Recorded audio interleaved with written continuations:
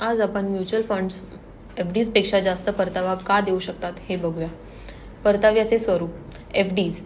Bank एक निश्चित व्याजदर उदाहरणार्थ 5% ते 60% देते. तो परतावा हमखास असतो पण मर्यादित असतो. Mutual funds. Share market, bonds, इतर गुंतवणूक साधनांमध्ये पैसा गुंतवला जातो. त्यामुळे वाढीची शक्यता जास्त असते.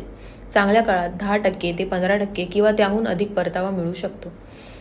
जोखीम आणि परतावा. Risk return relationship. एफडीजमध्ये जोखीम नाही, त्यामुळे परतावा कमी मिळतो. म्युच्युअल फंड्समध्ये जोखीम असते पण दीर्घकालीन गुंतवणुकीत ती जोखीम कमी होते आणि परतावा एफडीपेक्षा अधिक मिळतो. महागाईचा परिणाम. इन्फ्लेशन. एफडीजवर मिळणारे व्याज महागाईपेक्षा कमी असते. उदाहरणार्थ महागाई 6% आणि एफडी 5.5%, तर प्रत्यक्ष परतावा नकारात्मक होतो. वाढीची संधी. Growth potential. एफडी फक्त मूळ रकमेसोबत निश्चित व्याज देते.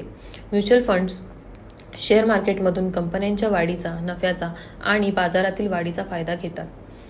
Tax benefits. एफडीजवर मिळणारे व्याज हे इन्कम टॅक्स स्लॅबनुसार करपात्र असते.